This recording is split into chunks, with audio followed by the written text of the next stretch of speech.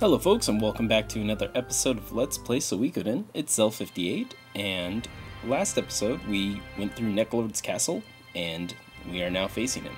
I'm actually gonna shut up for this point.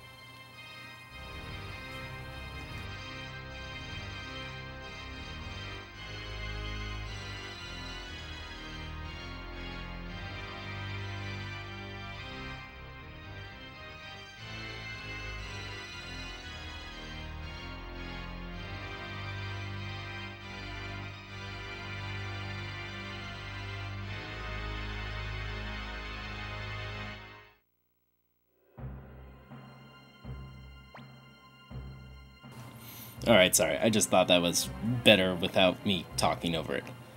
So, yeah, we reached Neclord, and you just have this feel of, like, this is a big deal. You know, this is really the first enemy that we faced that's been, like... Well, no, not really, okay. But, you know, the first, like, serious face-off. Sure, we had, like, Milich and Kawanda, but I mean there was no build-up with Kawanda really. Just, oh, there's this general with a burning mirror, we better stop him. And then, you know, Milich, yeah, killed Gremio, but we never like fought him. And I mean, like, this guy just massacred Victor's hometown, and to him it was a, you know, just a regular Wednesday. The most significant moment in Victor's life. I mean, Victor opens up as a character in this with this little side part. Before, you know, he was kind of like this roguish, like, brute, and now, like, there's another layer added due to this fight. So, first round of this fight, Victor has to make the first hit, or you're just gonna run into the same situation that you did with the last time that we fought him. So now that Victor has hit Neclord, we can start damaging him. Now, in the last episode, I was talking about how Cricus is a useful character for this fight. If you have the Flowing Rune, which you should, then I might recommend bringing in Luck and equipping him with the Flowing Rune, because then he could do Drops of Kindness, or, yeah, Rain of Kindness, whatever, the multiple healing spell pretty much every turn. As you see, magic damage isn't really doing that much to him, but the regular attacks would only do around 100, and, you know, you never know when you're going to actually have a critical hit, so... Just trying to see if the fog would do anything. I don't really think it did. There we go, cool. And yeah, I mean, like, he does some pretty good damage to the party, and he does take quite a bit. It is a pretty tough fight, so you have your work cut out for you. I do recommend having sacrificial jitsos for each character. That way, if their HP is depleted, they'll come back to life. And to have somebody with a water rune or flowing rune, so that they can cure the party. Like I said, Luck's a good choice for that because he has high magic. But, you know, somebody like Cricus is pretty good too. He's versatile, he can do some damage with his bow, if need be, because you don't need to heal every single turn. You just need to heal every other turn, so if you bring Luck, you'll probably put him in the back row, and then he's kind of useless for a round. But choices are yours. That's a pretty good trade-off right there of characters to use. Or just bring both, and don't bring Stallion or Cleo. I don't know. So I like Cleo, even though magic damage doesn't do a whole lot to Neclord. I still think it does a good amount.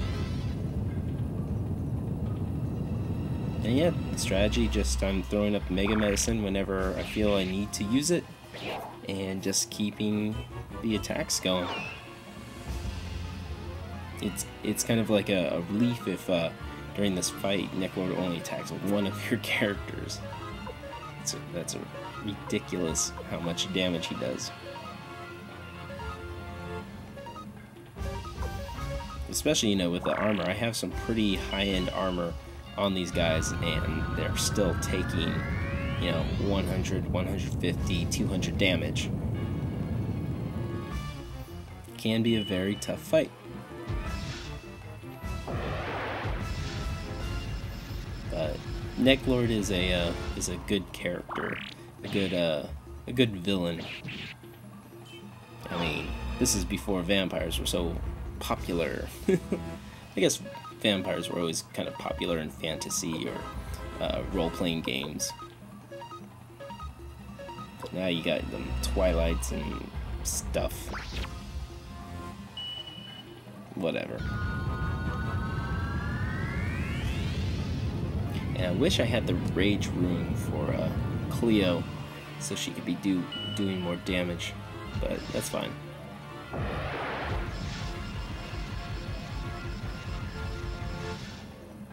She's still staying consistent, you know, doing 200, 250 damage each turn.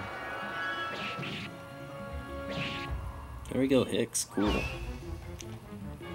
Why does it look like he's wearing white sweatpants? I don't get it.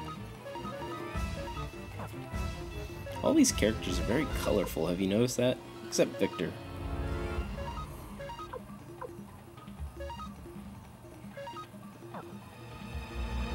Oh boy.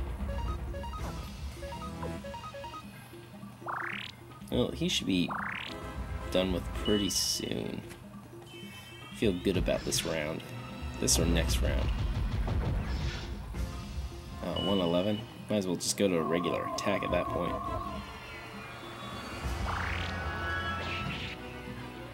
There we go, come on. Ah. Oh, thank you. Cool. Okay, so now he's poisoned. Well, I got it, might as well. That could be a problem later on.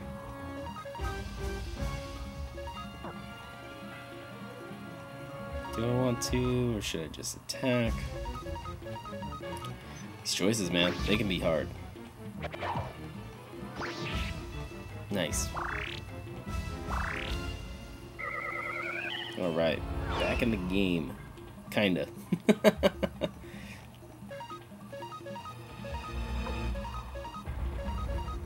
And, you know, I have been thinking about it. I have said before that this section of the game just feels totally different. It's a lot harder than the past areas, but the boss fights are... Oh, there we go. The boss fights are kind of hard moving on. This was probably the hardest, but they're still pretty hard moving on. Alright. Yeah. Ah, it's the Night Rune transformed. I think that's the first time they mentioned that.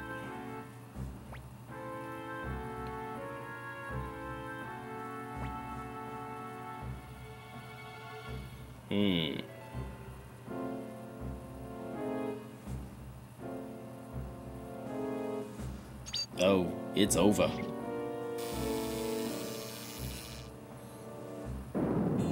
And the vampire is gone.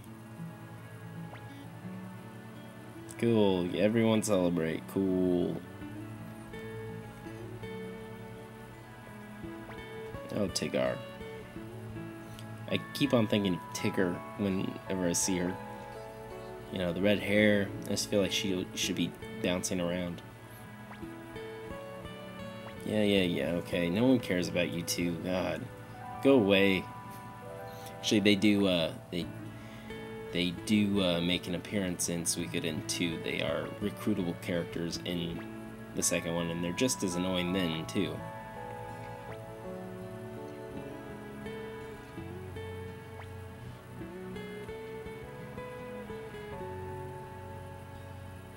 Alright, cool. So if Victor has any good equipment or items or whatnot, I wouldn't recommend using or leaving it on him, because he'll leave the party shortly after this. So there's something around here. Yeah. The Rage Crystal. Cool. Kind of hidden there. So that will be given to Cleo, and then she'll be able to use a better fire spells. Basically, it's a more powerful fire rune. It allows you to use what was level 2 in the fire rune as level 1. and then you're level 4 and the fire rune is level 3, so you have a new ultimate spell. So I edited out going down Neclord's castle just because what's the point? You're just going to run into random battles. You can't use an escape talisman as I was trying to show there, but yeah.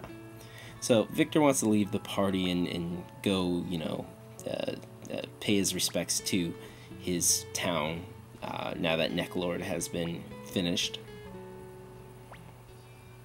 And now Tengar, I want to say Tigger, Tengar wants her and Hicks to join the army, and Zorak seems to be fine with it.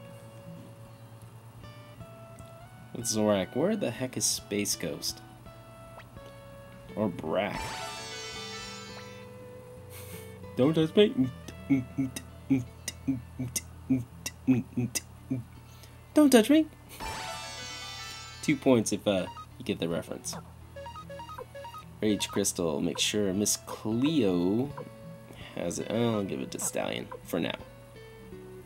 And then, okay, I will meet you over here in the Kobold Village with Cricus in the party, because now Cricus is at a high enough level to where Ruby will join us.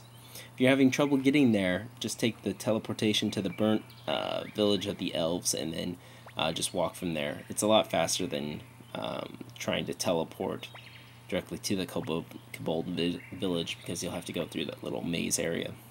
So Ruby's a pretty decent character. I would say he's not top tier, but he's pretty high up there. If I remember correctly, he has pretty good magic and a pretty good attack. So I'd say he's useful. I think I used him once in one of my final battles in this game. I'll give a more in-depth review on him once I've actually played as him. So I just did some things off screen, some equipment changes, rune changes, things like that. And then let's see here. Where do I want to go? I think, yeah, Tien. So now we're at a high enough level to where this guy should join us. E-kill. I-kill. I like I-kill. So now that we're powerful enough, he wants to join us. So cool, he'll join us. And then we'll go see Quincy. She was the one that would join us once we get enough people to join our army. And she's just to the east here.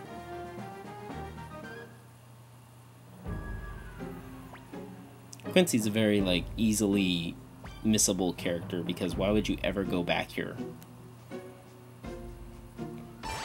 But basically, you know, like, I feel like the girl from the Hunger Games was inspired by that character, because, you know, she's, well, she's a hunter, but you know what I mean. No, I don't even know what I mean. Alright guys, this looks like a pretty good stopping point. Yeah, I think I will stop here. So next episode we'll continue the story. Until then, it's Cell58 saying thank you for watching. Please rate, comment, appreciate, and I will see you later. Thanks for watching. Bye.